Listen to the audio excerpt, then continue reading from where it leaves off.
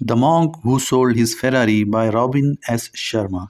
It's a fable about fulfilling your dreams and reaching your destiny. So let's start the book summary.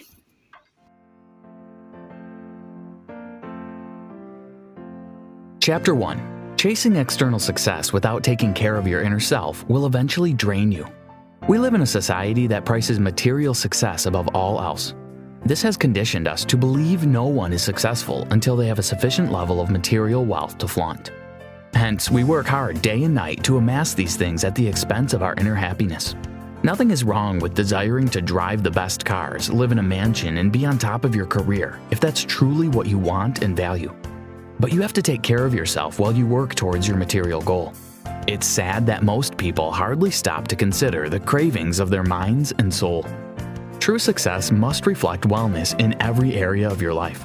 And that means you can't call yourself successful if you live an unhappy life, struggle to make relationships work, and wake up to a job you aren't passionate about. It doesn't matter how much you have in your bank account. Start learning to see material wealth as an addition to make life easier, and not the end-all be-all of human existence. It's better to be poor and fulfilled than rich and unhappy, but it's even better to be rich and happy in all parts of life. Yes, total happiness and contentment are truly attainable, but before that can happen, you have to decide that you want it and then go for it. True success is total, physical, intellectual, emotional, and spiritual well-being. The Monk Who Sold His Ferrari is a fable about a hotshot lawyer who sacrificed his life and happiness for material and career success, only to later feel empty on the inside. Externally, he was a highly successful lawyer and a very rich man, but that was all he had. He spent so much time working that he had no time for himself. His hard work paid off in the form of material and career success, but his spirit was broken and he kept having emotional problems. He was divorced and unhappy. It wasn't until he decided to throw everything away he kindled the flames of passionate living and started living his best life.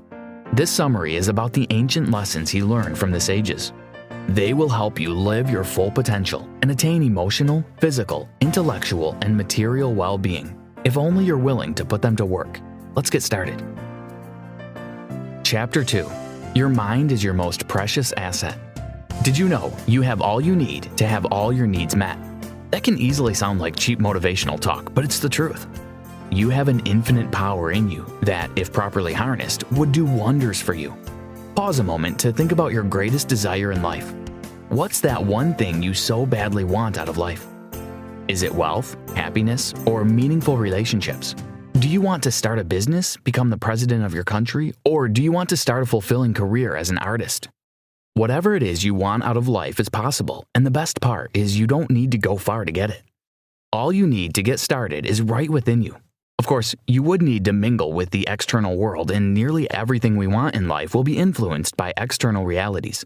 But the most important influencer remains the one inside you, your precious mind. The mind is like any other muscle in your body. Use it or lose it. Ribin Sharma. Let's say you plan to become a major software developer. You have this raging passion to build software solutions that would greatly impact humanity. Naturally, you first need to get educated in software development. That education is an external reality, and many things can happen to stop you from completing your education. You may fall ill, fail your exams, have difficulty financing your projects, etc. Bottom line is, things will go wrong one way or the other, but nothing external can stop a resolute mind. This is just one example of how important your mind is. However, not all minds are equal. Your mind is only productive to the degree to which you nurture it. If you treat it like a garbage dump, that's what you get in return. But if you nurture it as you would a precious garden, it will birth treasures for you. Your mind was given to you as a gift, but what you do to it determines the result it births for you. How do you nurture this precious asset? Fill it with positive and empowering knowledge, and always look out for negative thoughts so you uproot them immediately. Chapter 3. Attack negative thoughts right when they enter your mind. You really can't afford the luxury of even one negative thought. Once a line of thought is permitted in your mind, it begins to brood and grow. The thoughts you allow in your mind would take root and bear physical fruits. For example, if you just got into law and for some reason believe that you can't win one particular case because of the opposition you're up against, and you don't do anything about it, you would eventually end up not winning the case. Here's why. By permitting that negative thought, you shut down your ability to find ways to win the case. But assuming you knew about the magical powers of your thoughts and focused your mind on winning, you would start seeing ways to make it happen. Thoughts are things and they produce tangible results. Unless you're a monk who has been practicing positive thinking all your life, you would occasionally catch yourself thinking things you wish would never happen. But there's a way out. It's a technique called opposition thinking. This technique involves replacing your negative thoughts with positive and empowering ones. The reason this works is that your mind can only focus on one thought at a time. So the next time you catch yourself in a stream of negative thoughts, just shift your mental focus and start thinking about positive things. It will help to use images, videos, or music when replacing your thoughts seem difficult.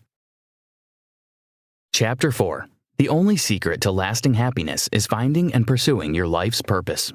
There are a few things all humans have in common, and one of them is the desire for lasting happiness. Adulthood becomes difficult when the things we do don't excite us anymore. If you were lucky to have had a loving caregiver as a child, then you probably enjoyed most of your childhood days. Being a child is easy because you don't have to worry about anything.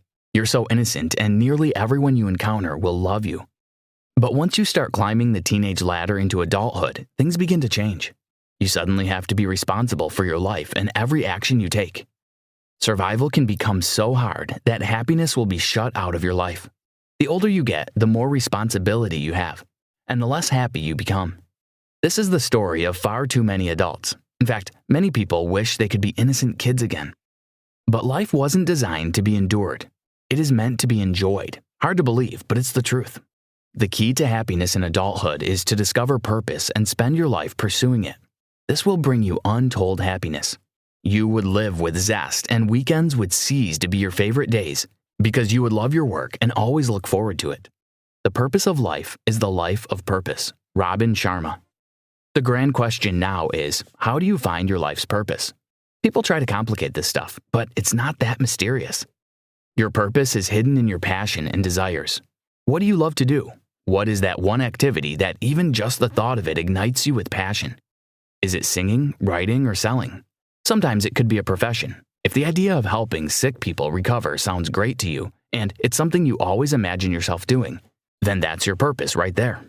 Some clues to your purpose include a burning desire for a profession, childhood passions, and the things you're angry about and wish you could help society solve. Ultimately, your purpose will serve humanity in some way. And just know that you may not know your entire purpose all at once. But by following the clues, you would unravel your destiny one step at a time. It's fun.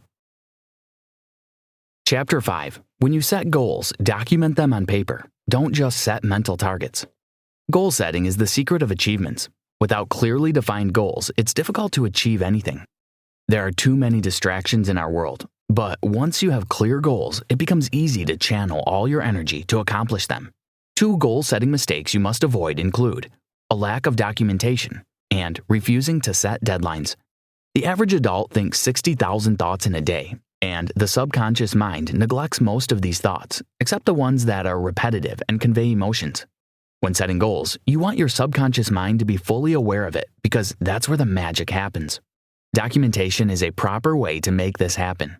Writing down your goals tells the subconscious mind that your thoughts about it are important. And in fact, you can take it a step further by going over the goals daily. Do it immediately when you get out of bed and before hitting the sack. It would unleash the power of your subconscious mind to begin attracting the resources required to make your goals a reality. Every goal you set must meet the SMART criteria: specific, measurable, attainable, relevant, and timely. You must attach a deadline to every goal you set. Deadlines convey a sense of urgency, pushing you to work hard and smart enough to make them a reality. Did you know?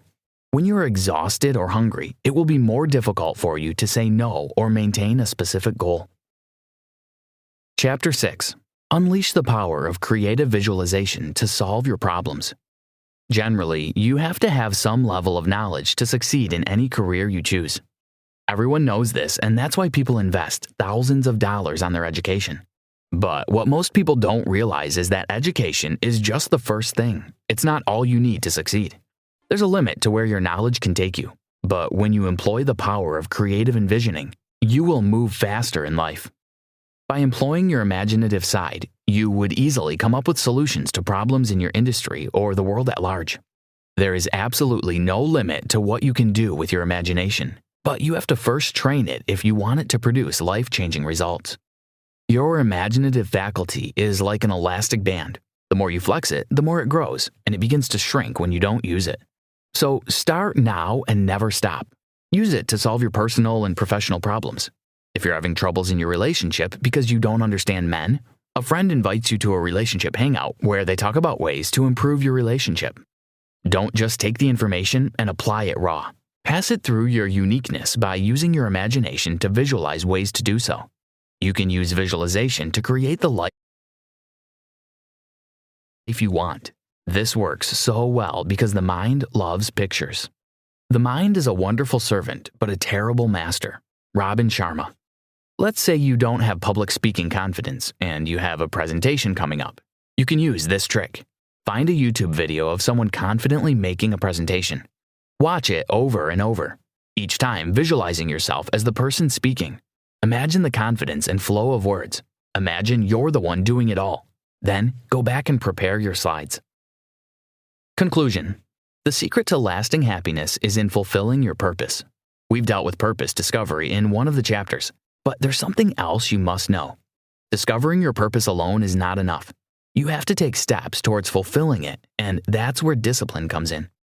Without personal discipline, it becomes impossible to make real progress in life, and you would find yourself unhappy even though you have known what your life's purpose is. It's frustrating to know what to do and not do it. Self-discipline is one of the pivotal elements of self-mastery, and it doesn't come as a gift. You have to develop it by practice. The good thing is, the more you practice it, the easier it becomes.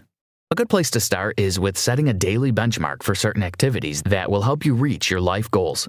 Your benchmark could be reading 30 pages of personal development books a day, dedicating 1 hour daily to family time, or cold calling 50 prospects per day. Whatever your benchmark is, ensure you reach it every day. Of course, there will be days that you won't meet your targets, especially when you're just beginning to cultivate discipline.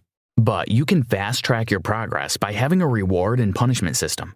The idea is to reward yourself for reaching your target and to punish yourself for failing to do so. This way, your mind will identify discipline with reward and indiscipline with punishment. Try this. Set daily targets for every goal you have and determine a reward system that you can sustain all through the term of the goal.